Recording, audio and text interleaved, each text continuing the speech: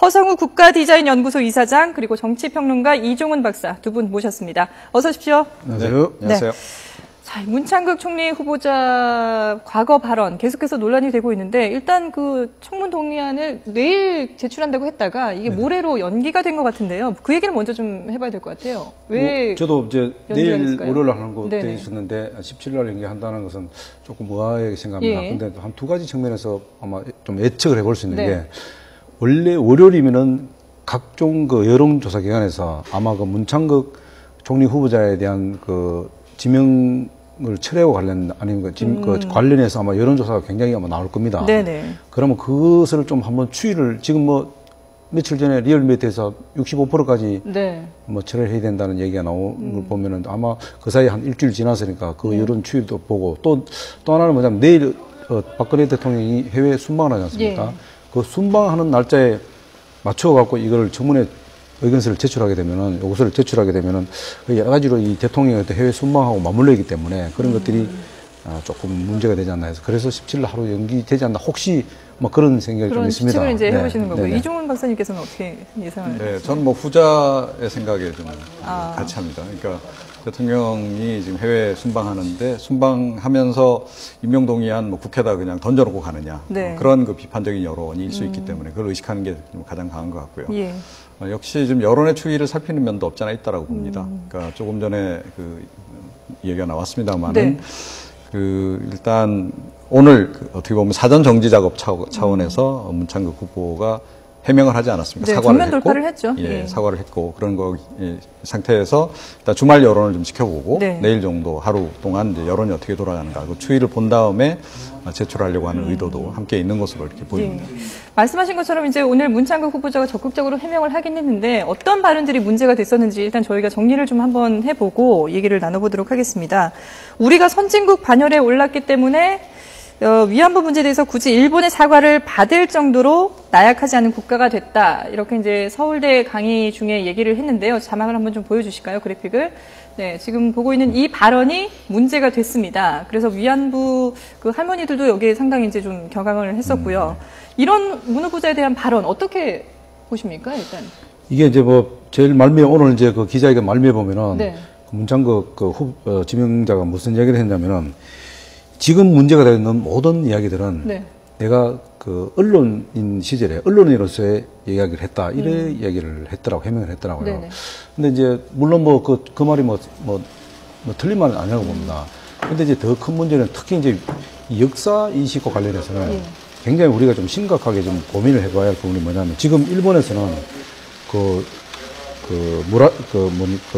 고노 다마를 재검증하고 있지 않습니까? 그게 고노다의 핵심이 뭡니까? 결국은 그 위안부의 동원의 강제성을 인정하지 않겠다는 거거든요. 그 부분을 지금 그렇게 하고 있고 그것을 지금 재검증해서 곧 발표를 할 것 같다는 지금 외신 보도들이 계속 들어오고 있지 않습니까? 그렇게 되면 한일 관계가 이게 굉장히 복잡해집니다. 네. 이런 상황에서 과연 문창극 그 총리 지명자께서 이렇게 해명을 한다 하더라도 이것을 과연 그 일본이나 또 주변국에서 어떻게 받아들일 건지 뭐 그런 것도 좀 굉장히 좀 지켜봐야 할 상황이 아니겠냐 그래 봅니다. 사실 이 위안부 문제는 비단 우리나라만의 문제가 아니고 사실은 국제사회에서 좀 공감대가 형성되어 있는 문제 아니겠습니까? 네네. 예, 독일이 그러했듯이 뭐 과거사와 관련해서 충분히 좀 사과를 했다거나 네. 그렇다면 넘어갈 수도 있는 문제지만 일본이 이 위안부 문제와 관련해서는 제대로 된 사과를 한 적이 없단 말입니다. 네. 보상은 당연히 없었고요. 그런 맥락에서 지금 국제사회에서 이 문제를 본격적으로 문제 제기를 하고 있는 시점이고 우리도 최근에 그 아베 정부의 그 우경화와 관련해서 특히 이 문제를 고리로 해서 사실은 외교적으로 좀 영향력을 행사하려고 하는 측면이 분명히 있는 거거든요. 네. 자, 그런 상태에서 그 위안부와 관련해서 뭐 굳이 보상이 필요치 않다라는 정도의 얘기를 하는 그런 총리를 임명한다고 했을 경우에 예. 그것이 조금 전에 말씀하셨듯이 외교적으로도 그 시사하는 바가 굉장히 크다는 거죠. 일본이 어떻게 받아들이겠습니까, 네. 그것을. 뭐 이런 정도는 그러면 뭐 우리가 계속 주장을 해도 괜찮구나라고 받아들일 가능성이 굉장히 높은 거죠. 예. 특히 일본은 더욱더 그렇습니다. 우리가 약간 말실수를 해도 그걸 근거로 해서 더 크게. 맞습니다. 자기네들 이제 이 유리한 방향으로 해석을 하고 그래 온 그런 역사가 있기 때문에 더군다나 이 문제는 굉장히 좀 중요하다. 그런데 사실은 그러하기 때문에 오늘 그 문 후보가 이 문제를 집중적으로 해명을 하긴 했습니다. 예. 그러나 이제 제가 보기에는 충분하냐? 충분하지는 않다. 역시 문제가 될 만한 발언이었다 이렇게 생각을 합니다. 일본의 사과가 전제된 얘기였다라고 해명을 하긴 했는데 이게 좀 부족하다라는. 네, 이제 제가 볼 때는 이제 이게 이제 왜 또 부족하냐면은 네. 지금 뭐 말씀하신 대로 다 맞습니다. 예. 또 한 가지가 이제 좀 제가 지적하고 싶은 게 뭐냐면 네. 청와대가 굉장히 이제 곤욕스러운 부분은 사실 그 지금 한일 관계가 굉장히 경색돼 있지 않습니까? 네. 경색돼 있는데 거기에 사실 그러니까 금기사항이 하나 있습니다. 그게 뭐냐면 바로 위안부와 관련한 일본의 사과를 받지 않는 이상은 네네. 받지 않으면 이 박근혜 정부에서는 일본을 진정한 사실 파트너로서 인정하지 않으려고 하는 지금 상황에 놓여 있단 말입니다. 네네. 이 상황에서 위안부 문제를 그런 식으로 만약에 발언을 했다는 것은 굉장히 이게 외교적인 것도 중요하지만은 예. 앞으로 박근혜 대통령이 한일 관계를 정립시키기 위해서 방향을 잡기 굉장히 혼란이 온다는 거죠. 그 부분에 대해서 오늘 이 해명은 조금 좀 약하다. 차라리 좀 더 적극적으로 좀 자기가 어떤 거기에 대한 어떤 변명보다는 네. 자기의 소신, 철학, 신념 이런 것들을 역사관 이런 것들을 중심으로 해서 아마 얘기를 해야지 이것을 뭐 좀 약간 우회적으로 뭐 사과한다고 지금 될 일은 아니거든요. 네. 그 부분이 왜냐하면 청와대에서 막 곤욕스러울 것 같다 이렇게 봅니다. 네. 역사관에 대한 문제가 계속해서 이제 또 제기되는 것 중에 하나가 일제 식민 지배와 분단이 하나님의 뜻이다 이런 얘기를 또 했잖아요. 하나님이 준 식민 지배와 분단이라는 시련을 통해서 우리 민족이 더 강해졌다. 이 시련을 통해서 해방을 맞이했고 공산주의를 극복했기 때문이다라는 말을 했는데 해명이 잘 됐다고 보십니까? 두 분 이 부분에 대해서도 글쎄요. 어쨌든 이게 적극적으로 오늘 해명은 여러 가지 했습니다. 이미 이제 발언은 나온 것이고 네. 그것과 관련해서 이제 납득할 만한 설명을 과연 얼마나 할 수 있느냐 네. 이제 문제겠죠. 지금 상태는 그런 상황이 돼버린 것 같은데 이게 발언의 수위로 봐서는 참 해명해가지고 그냥 이렇게 무마될 그 수위를 좀 넘어섰다 이렇게 네. 생각을 합니다. 그러니까 기독교 인의 관점에서 얘기를 한 거다라고 전제를 하더라도 예. 대한민국의 기독교인들이 과연 그러면 다 그 생각에 동의를 해줄 거냐? 저는 그렇지 않다라고 보거든요. 그래서 지금 야권에서도 상식 얘기를 하는 건데 이번 문 후보 발언과 관련해서 특히 그 보수 내에서도 굉장히 논란이 많고 네. 보수 내에서도 분열 조짐까지 보이는 가장 큰 이유는 보수의 상식에도 잘 안 맞는 발언이 계속 이제 연속적으로 나왔다는 네. 겁니다. 이게 한두 번 나왔으면 그냥 실수로 넘어갈 수 있는데 아마 정말 내가 진짜 보수다, 진정한 보수다라고 생각하는 분들 중에 이 발언과 관련해서 분노를 느낄 분들이 지금 굉장히 많을 겁니다. 네. 제가 알기로도 몇 분 그런 분들이 좀 있더라고요. 그런데 특히 언론계에 계신 분들도 굉장히 분노를 많이 하고 있고 그래서 이것을 과연 어떻게 수습을 하느냐 이 부분을 좀 더 진지하게 고민을 해야 될 때가 아닌가 저는 그렇게 생각을 합니다. 이것이 그러니까 문 후보를 지명을 사실은 강행하더라도 그렇고 강행하지 않는 지금 이 상태에서도 그렇고 박근혜 대통령한테 제가 보기엔 굉장한 부담으로 작용할 네. 것 같거든요. 앞으로도 예. 잘 생각을 해야 한다 이렇게 봅니다. 이게 지금 오늘 말미에 뭐라고 지금 지명자가 이야기를 했냐면은 네. 이제 공무원을 맡게 된다면은 그에 맞는 역할과 몸가짐을 해야 네. 한다. 이 말씀을 하셨어요. 네. 이거는 뭐냐면은 인사청문회가 통과된다는 전제를 확신한 상태에서 이제 이 말씀을 하셨는데 제가 여기서 조금 이제 드리고 싶은 것은 물론 뭐 청문회를 통과할 수도 있고 안 할 수도 네. 있습니다만은 만약에 통과한다 하더라도 한 가지 좀 지적하고 싶은 거는 다 하시는 말씀 중에 헌법 제20조에 모든 국민들은 종교의 자유를 가진다는 걸 다 알고 계시죠. 네네. 그 다음에 뭐가 있냐면 이런 말이 있습니다. 국교는 인정하지 않는다. 또 하나는 뭐냐면 종교와 정치는 분리한다. 이렇게 되어 있습니다. 네. 헌법 2조에 나와 있습니다. 그거는 뭐냐면 국무총리 자리가 갖는 상징성이라는 게 예. 굉장히 중요합니다. 이거는 편향된 그 존경관을 갖고 그 자리에 앉아서는 이 통합과 그리고 국무 전체를 끌고 나갈 수 있는 입장이 못 됩니다. 국민들 중에서도 종교가 다양합니다. 예. 뭐 불교 믿는 사람도 있고 기독교 믿는 사람도 있고 뭐 천주교 믿는 다 있는데 네네. 너무 지나치게 편향된 존경을 갖게 되면은 이 통합하고 이 국정을 전반적으로 이끌고 가고 대통령을 보장하는데 상당히 문제가 있을 수 있다는 네. 거죠.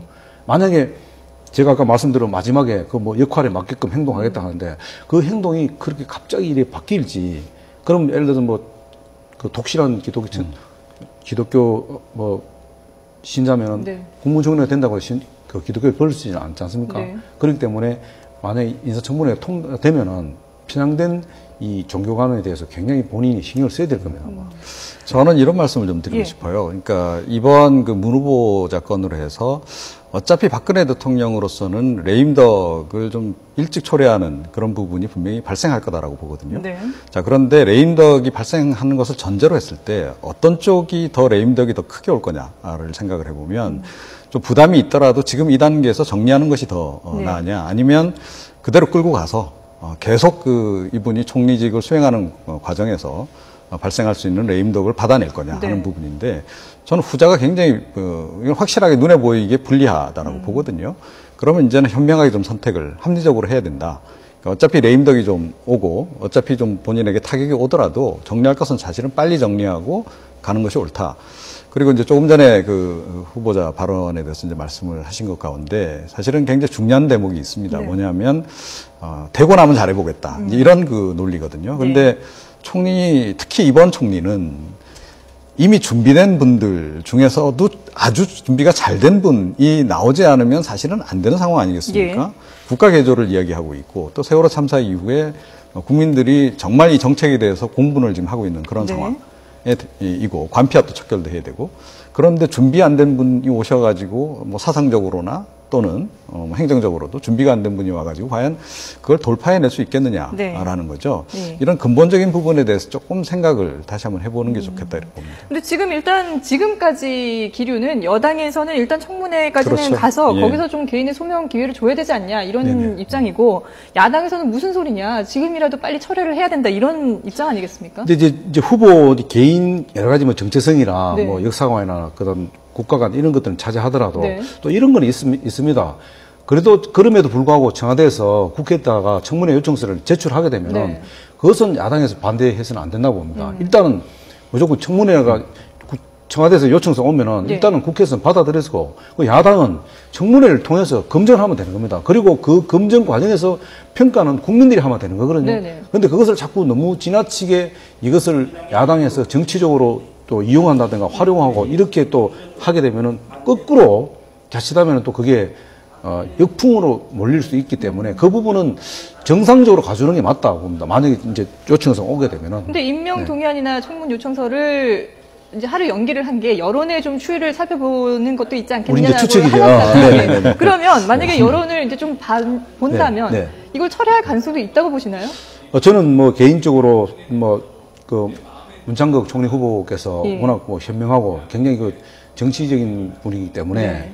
사실 박근혜 이 정부에 뭐 굉장히 짐을 안 주기 위해서 본인 스스로 뭐 사퇴를 하셨다 하면 제일 좋겠지만은 네. 그렇지 않는 경우는 청와대는 아마 17일 날 아마 예정대로 예정대로 갈 가능성이 높다 이래 보는 거죠. 그냥 가장 중요한 것은 본인이 이제 그 어떤 진명 결단을 후보자 어떤 내리느냐. 결단을 내리냐 그게 이제 굉장히 중요한 문제겠죠. 예. 사실 인사청문회를 지금 하게 되면 네. 야당으로서는 이보다 더 좋은 호재가 없죠. 예, 정치적으로는 그렇습니다. 그렇죠, 분명히. 예.